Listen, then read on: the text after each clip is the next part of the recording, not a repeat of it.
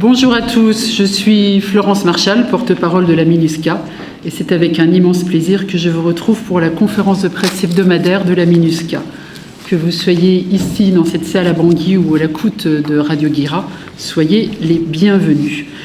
L'actualité de cette semaine, c'est la réunion cet après-midi du Conseil de sécurité des Nations Unies consacrée à la situation en République centrafricaine et au cours de laquelle la représentante spéciale du secrétaire général pour la République centrafricaine, Valentine Rugwabiza, prendra la parole. Cette réunion correspond à la publication chaque 4 mois du rapport du secrétaire général sur la République centrafricaine. Le dernier rapport, qui couvre la période allant de la mi-juin à la mi-octobre, passe en revue la situation politique, ce qui inclut le processus de paix, les opérations électorales, l'action régionale et internationale, les conditions de sécurité, la protection des civils, l'extension de l'autorité de l'État, les droits humains et l'État de droit, la situation socio-économique et humanitaire, l'optimisation de la performance de la MINUSCA, la mission d'évaluation des besoins électoraux et aussi les questions financières. Le rapport se conclut par les observations du secrétaire général. Il faut savoir que ce rapport contient également de nombreuses annexes graphiques qui sont très utiles, comme par exemple les violations de l'accord politique, la carte des zones sensibles en matière de protection des civils, les cas d'explosion d'engins en 2023-2024, le nombre de personnes représentant les autorités de l'État qui sont présentes à leur poste, les violations des droits humains et atteintes à ces droits et des données sur la situation humanitaire. Le rapport est disponible sur le site web de la MINUSCA. La session donc du Conseil de sécurité est prévue cet après-midi à 15h, heure de Bangui. Elle sera retransmise en direct puis à la demande sur la Web TV des Nations Unies, que vous pouvez accéder à l'adresse suivante webtv.ubtv.un.org webtv.un.org.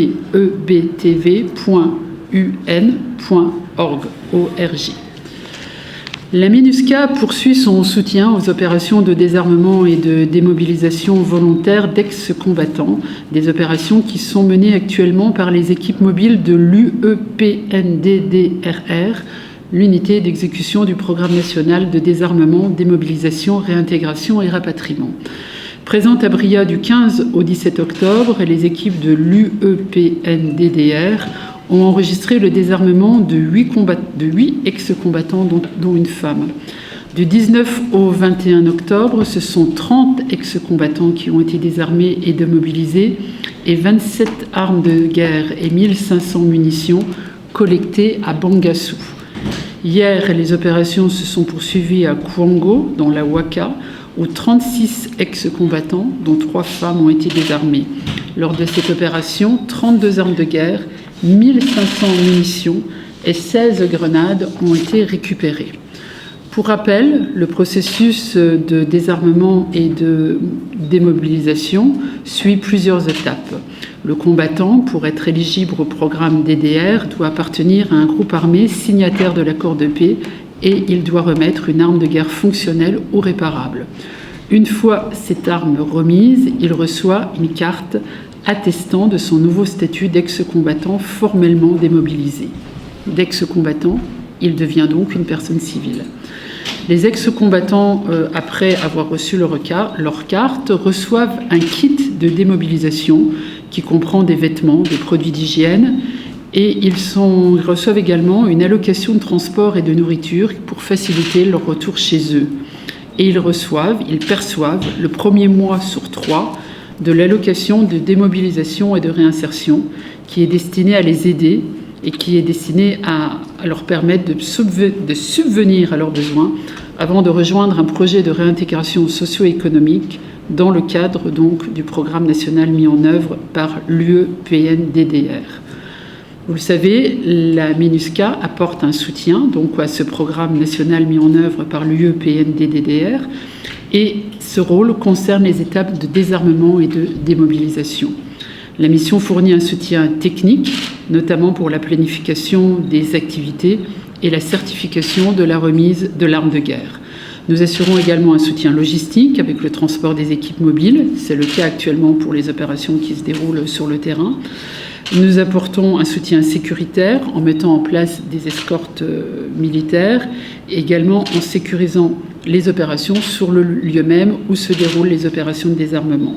Et nous apportons enfin un soutien financier en prenant notamment en charge le paiement des allocations remises aux ex-combattants. C'est aussi la MINUSCA qui est responsable du stockage des armes de guerre collectées sur les sites des opérations et nous les transportons ensuite vers Bangui où elles sont vérifiées et marquées par nos collègues du service de lutte anti-mine des Nations Unies, UNMAS, pour être ensuite remises au ministère concerné pour un usage approprié.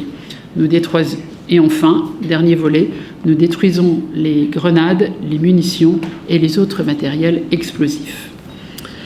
Le moment est venu maintenant d'évoquer la journée des Nations Unies qui est célébrée chaque année le 24 octobre, donc demain, le 24 octobre, qui est le jour anniversaire de l'entrée en vigueur de la Charte des Nations Unies en 1945.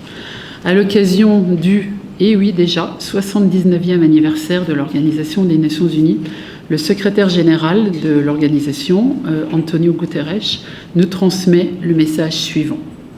L'ONU a été créée par le monde, pour le monde. Depuis 1945, elle permet aux pays de faire cause commune pour trouver des solutions mondiales à des problèmes mondiaux.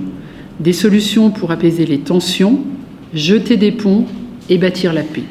Des solutions pour éliminer la pauvreté, stimuler le développement durable et défendre les plus vulnérables. Des solutions pour apporter une aide vitale aux personnes aux prises avec des conflits, des violences, des difficultés économiques et des catastrophes climatiques. Des solutions pour offrir les mêmes chances aux femmes et aux filles et ainsi assurer l'égalité et la justice.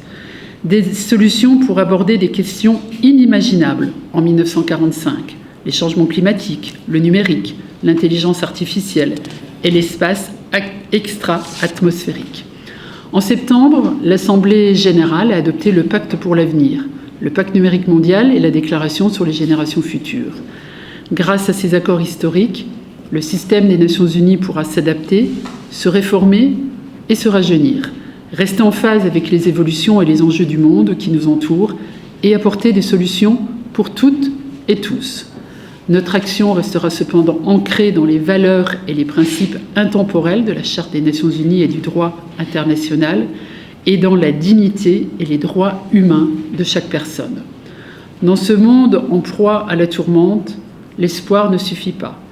L'espoir passe par des mesures fermes et des solutions multilatérales en faveur de la paix, d'une prospérité partagée et d'une planète florissante. L'espoir passe par une coopération entre tous les pays. L'espoir passe par l'ONU. À l'occasion de la Journée des Nations Unies, je demande à tous les pays d'entretenir cette flamme qui guide le monde et de défendre ses idéaux. Donc c'était le message que nous a transmis le secrétaire général de l'Organisation des Nations Unies, M. Antonio Guterres. Alors ici, en République centrafricaine, l'ONU, ce sont 20 agences, fonds et programmes et une opération de maintien de la paix, la MINUSCA, qui vous accueille aujourd'hui. Donc 20 agences, fonds et programmes et la MINUSCA qui œuvrent ensemble et aux côtés du gouvernement centrafricain pour la consolidation de la paix et le développement de la République centrafricaine, tout en assurant une assistance humanitaire aux plus démunis. Nos cadres de travail sont le plan cadre de coopération des Nations Unies pour le développement durable et le plan de mission de la MINUSCA, lesquels reflètent les 5 piliers du plan national de développement qui a été adopté ici même à Bangui à la mi-septembre, un plan qui court des années 2024 à 2028. Les 5 piliers sont le renforcement de la paix et la sécurité, la promotion du développement économique dans les secteurs productifs clés, y compris les infrastructures civiques, l'investissement physique, l'investissement dans le capital humain et les services sociaux, le renforcement de la gouvernance et des institutions publiques, et enfin la promotion d'un environnement durable.